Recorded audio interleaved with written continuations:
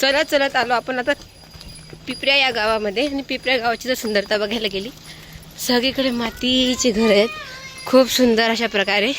आणि छोटे छोटे लेकरं नर्मदे हर म्हणतात. नर्मदे हर, नर्मदे हर. छोटे लेकरं नर्मदे हर, नर्मदे हर असं म्हणतात. आणि पूर्ण हे जे ना आपल्याला मातीचे घरं दिसून येतात. छान प्रकारे अशी मस्त घर या ठिकाणी.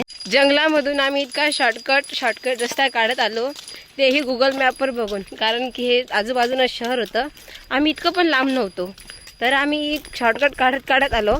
तर आता आम्ही आहो कुठं आहे आपण? पिपऱ्या. आम्ही आहो पिपऱ्यामध्ये. आणि पिपऱ्याच्या थोडं बाहेर निघाल्यानंतर हे पूर्ण दृश्य दिसतं. आम्ही गावामध्ये काही गेलो नाही समोर. तर आम्ही गुगलचा मॅप बघत आलो आणि गावाच्या बाहेरच निघालो. आश्रमवरती गावामध्ये गेलो नाही. आता डायरेक्ट पूल पार करून नर्मदे आम्हाला आता समोर जायचंय. आम्ही आलोय चालत सीतावनमध्ये. आता बघूया सीतावनमध्ये महत्त्वाचं काय आहे आणि काय नाही ते. इथं बाबाजी आपल्याला मिळाले. बाबाजीला विचारूया काहीतरी. मतलब ये परिक्रमा खंडित नहीं होगी.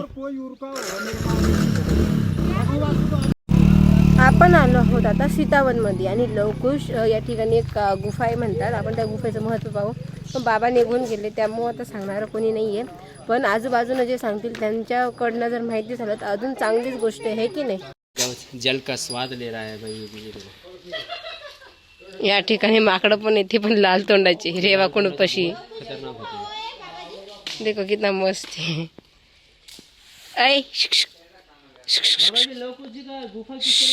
हे आहे रेवाकुंड. आणि असं कोणी म्हणतं की पार करायला जमत नाही आणि कोणी म्हणतं पार करायला जमतं. जर तिकडं गेलो तर नर्मदा मैया खंडित होती असं म्हणतात. पण तिकडे गुफा आहे, ती तर आम्हाला दाखवता येणार नाही. कारण की पार झालं तर पण आमची परिक्रमा खंडित होऊ शकते. त्यामुळे आम्ही जाणार नाही आहे. आणि ह्या ठिकाणी एवढं सुंदर जंगलासारखं वरती आहे. माकडे या ठिकाणी लाल तोंडाचे भरपूर आहेत. आणि पहाड देखील खूप मस्त आहे, छान आहे. इथून पाणी येतं असं म्हणतात. पण आता या ठिकाणी सगळं कोरडे, पाणी काही येत नाही.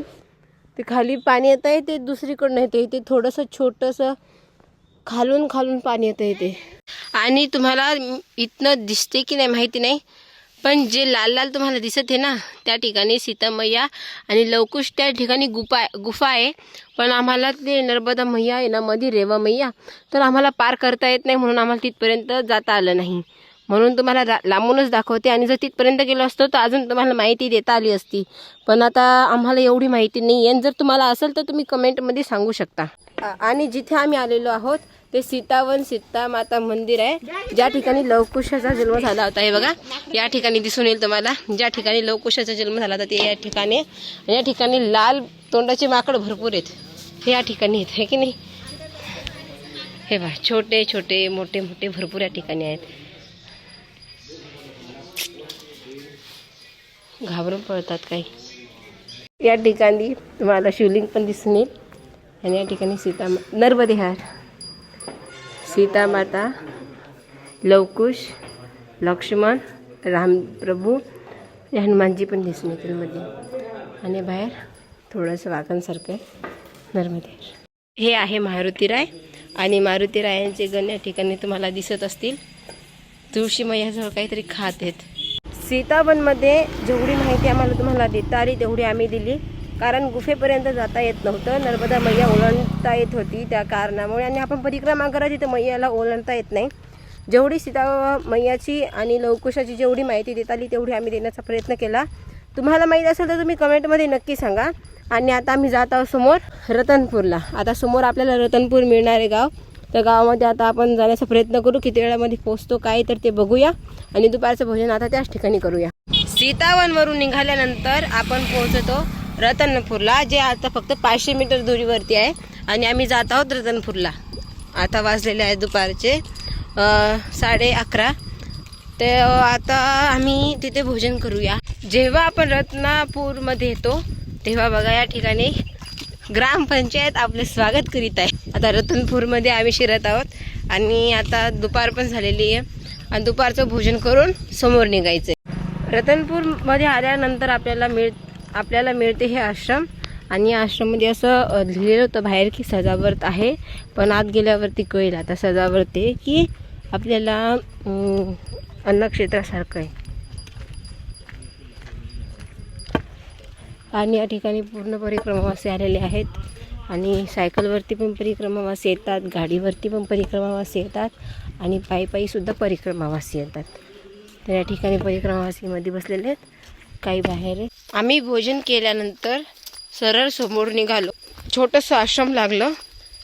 चहा वगैरे आईने घेतला, आम्ही चहा घेत नाही. आणि त्यानंतर आता जंगलाच्या रस्त्यानं आम्ही निघालो. फक्त इथनं आपल्याला चाल वाटे आणि बाकी सगळीकडे दगड आहेत आणि जंगल इतकं भरपूर घनदाट आहे, तुम्हाला या प्रकारे दिसतच असेल. आणि आई आहे समोर. जेव्हा आपण परिक्रमा करत असतो तेव्हा आपल्याला काहीतरी गायी वगैरे दिसतात. ते राणी गायी नसून त्या सांभाळणाऱ्या गायी असतात. फक्त काय असतं की त्यांना त्यांच्याकडे जे त्या गायीचे जे मालिक आहे की ते मालिक जे असतात ते गायीला चरायला नेत नाही. कारण की दिवसभर चरल्यानंतर रात्री 2 ते 3 वाजेपर्यंत या ठिकाणी गायी चरतात. आणि त्या गायींचा जो मालक आहे तो रात्रीला 3 वाजता उठून ज्या गायी त्यांनी सोडलेल्या आहेत त्यांची वाट बघतो.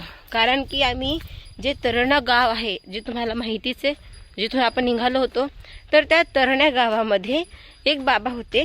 ते सकाळी आम्ही जेव्हा स्नान करायला नदीला गेलो तेव्हा सकाळी त्यांनी 4 वाजता 5 वाजता बसलेले होते शेकोटी लावून. त्या गावामध्ये कोणीच इतक्या लवकर उठलं नव्हतं आणि आजूबाजूनं वाघाची भीती देखील आहे. आणि आम्हाला एक परत काका भेटले, त्यांनी सांगितलं की समोर वाघ मिळतात. जर सकाळी लवकर निघालो तर 4 वाजल्यापासून वाघ दिसायला सुरुवात होती 6 वाजेपर्यंत. आणि संध्याकाळी 5 ते 6 वाजेपर्यंत आपल्याला 6 वाजल्यापासून आपल्याला वाघ बघायला मिळतो. तर समोर गेल्यावरती कळेल आपल्याला की आपल्याला वाघ मिळणार की नाही. तसं तर मिळूच नाही, भीती वाटते मरणाची वाघांची. आणि जर आपल्याला खाऊन घेतलं तर अजूनच भीती वाटेल. जसं मैया आपल्यासोबत आहे, चिंता करायची आपल्याला गरज नाही. पण काय सांगावं, कोणाला सांगावं, देवालाच माहिती काय होणार काय नाही. तर आता बस बघू, समोर जाऊ. जर वाघ भेटला तर खतरनाक, पण काही करायला नको. आणि नाही भेटला नर्मदे मैया की जय. आपण जेव्हा समोर जंगलामधून चालतो तेव्हा आपल्याला जंगलाची हालत काही ठिकाणी अशी मिळते की ज्या ठिकाणी पूर्ण असं काही झाडं या ठिकाणी तोडून ठेवलेली आहेत. आणि हे कोणी दुसरं तिसरं कोणी नसून गावकऱ्या लोकांनीच केली. या जे गाव जवळ आहे ना त्याच लोकांनी केली असावी. आपल्याला तर माहिती नाही कोणी केली, पण त्यांनीच केली असावी, कारण त्यांच्याशिवाय या ठिकाणी राहतच कोण. आणि तसं म्हणायला गेलं तर शहर होतं, जे शहर असतात त्या शहरामध्ये पण मोठे मोठे झाडं गिडं जे असतात तुम्हाला तर माहीतच आहे. शहर पण एक जंगलच असावं आधी, नाहीतर एक गाव असावं, त्या ठिकाणी भरपूर झाडं असतील. पण शहरातल्या लोकांनी झाडं तोडून आपल्या पुरवण्यासाठी त्या ठिकाणी मोठमोठे घर बांधायला सुरुवात केली. मोठमोठ्या घरांमध्ये राहायला लागले. आणि ते सगळं झाल्यानंतर आता जंगलाला देखील सोडत नाही. जंगलामध्ये काही अशा गोष्टी असतात, काही वनस्पती असतात की त्या आपल्यासाठी खूप महत्त्वाच्या असतात. पण अकळत नकळत ते तोडून फेकणं हे उचित तर नाही आहे. तर त्यामुळे जंगलाला जितकं जपता येईल तितकं आपण जपण्याचा प्रयत्न करावा. आणि तुम्ही शहरामध्ये जरी असाल तरी जास्तीत जास्त कमीत कमी झाडं तरी लावण्याचा आपण प्रयत्न करावा. एवढंच माझं तुम्हाला सांगणं आहे. सगळं काही झालं आणि समोर आपण निघून आलो की आपल्याला या ठिकाणी जवळपास अशा झाड्या मिळतात, ज्या ठिकाणी तुम्हाला दिसत असतील. तर या जाळ्यांचं महत्त्व एकच आहे की याच्या समोर आता आपल्याला वाघच लागणार. जयंती माता मंदिर आहे ना, त्या साईडनी वाघ लागतात, वाघ दिसतात. आणि आज आम्ही तिथं थांबणार आहे.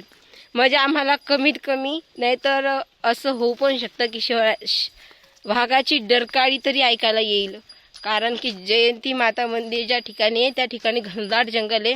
आणि जिथपर्यंत मला माहिती तिथपर्यंत हे पूर्ण जंगलाच्या मधोमधलं मंदिर असावं. आणि या ठिकाणी आता आपल्याला वाघ दिसतील, माहीत नाही दिसतील की नाही दिसणार. पण दिसला तर तुम्हाला दाखवू, नाही दिसला तर मैयाची कृपा आमच्यावरती राहील असं आम्ही समजू. आता बघूया, समोर जाऊयात. जर वाघ भेटला तर अजून छान, नाही भेटला तर त्याही पेक्षा छान. समोर चलता चलता बघा, या ठिकाणी झाडाला माँ नर्मदा परिक्रमा म्हणून लिहिलेलं आहे. आणि हे असं बघितल्यानंतर आपल्याला वाटते की गाडीचं असावं आणि या ठिकाणी जर खाली कोणी पडलं तर हे त्या गाडीचं पडलेलं असावं. आणि या ठिकाणी जे लोक असतात, जे लोक या गावामध्ये राहतात, त्याने जुगाड म्हणून हे लावलेलं आहे. आणि इंडियातले लोक खूप जुगाड करतात. तर या ठिकाणी इतकं छान छान या प्रकारे जुगाड केलेला आहे. म्हणजे हे परिक्रमाचा रस्ता आहे इथंही कळण्यासाठी या ठिकाणी लावलेलं आहे. इंडियातल्या लोकांचा थोडासा जुगाड बघितल्यानंतर जो कच्चा रस्ता आपल्याला समोर मिळतो तो इथं उतारामध्ये चांगला रस्ता मिळतो बघा. उतारामध्ये चांगला रस्ता कसा बनवला असेल कोणास ठाऊक, पण या ठिकाणी उतारामध्ये बनवलेला आहे. आणि हे या ठिकाणी तुम्हाला दिसत आहे की या ठिकाणी वाघ वगैरे हमला करू नये म्हणून या ठिकाणी बांधकाम अजून सुरू आहे. भरपूर लांब नाही आहे हा रस्ता, फक्त थोडाच लांब आहे कारण की समोर नदी आहे.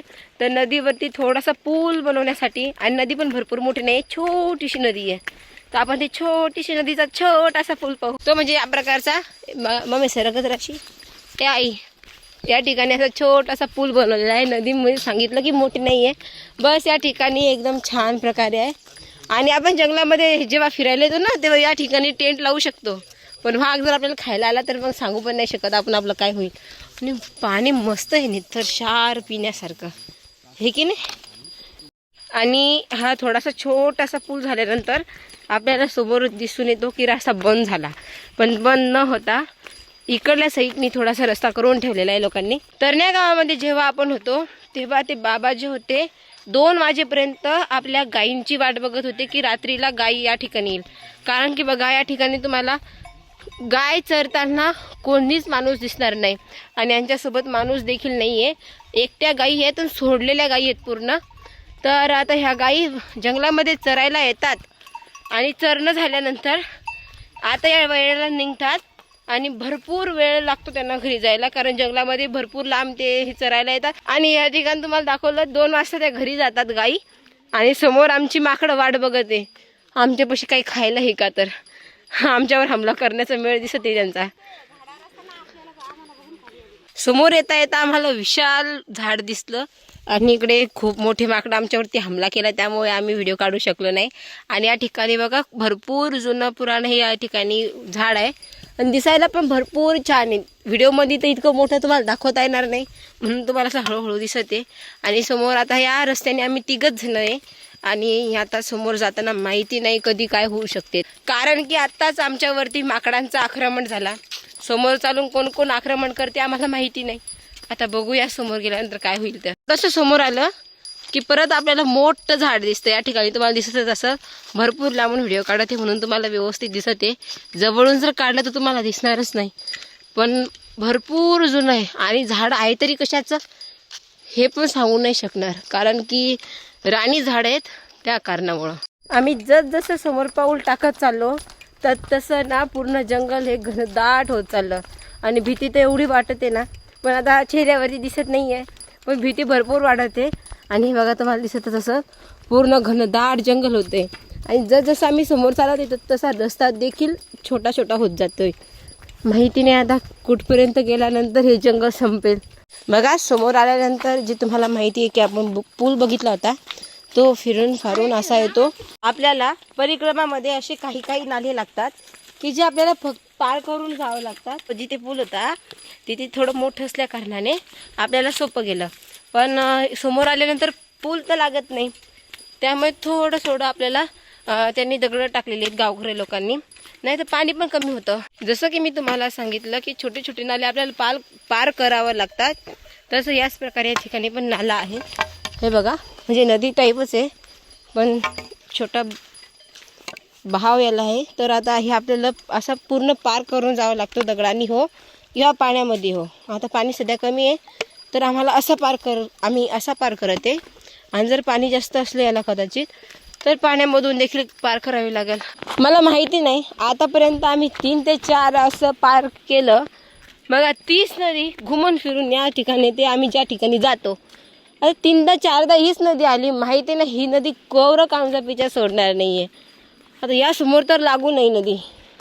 बघा या ठिकाणी तुम्हाला दिसत आहे आई पार करत आहे.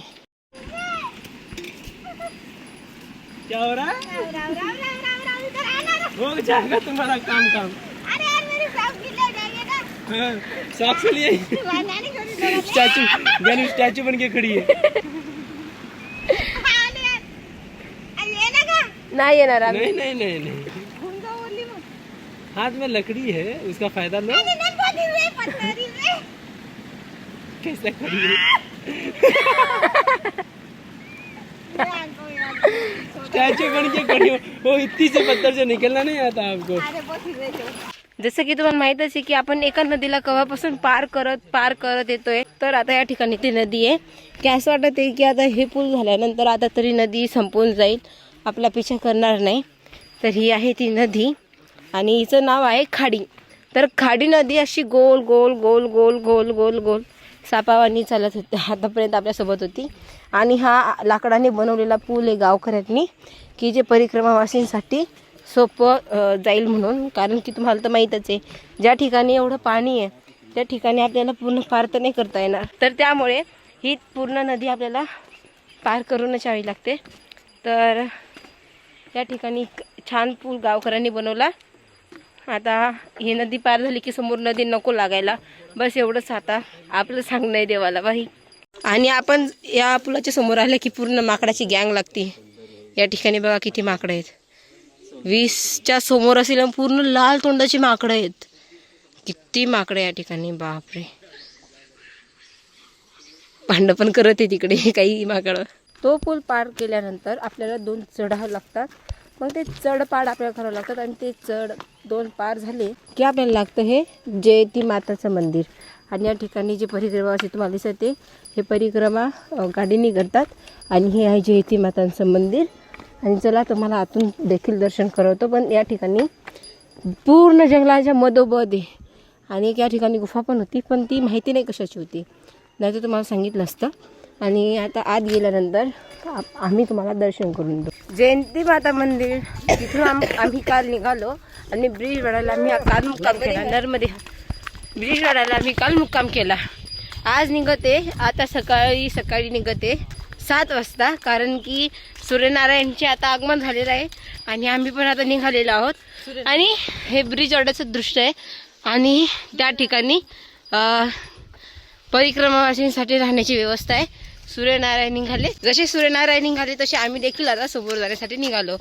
त्याला समोर आल्यानंतर संत सिंगाजी स्वागतद्वार दिसते. तर इथून आपल्याला समोर जावं लागतं आणि या द्वारातून आपल्याला परिक्रमा सुरू करावी लागते आजची.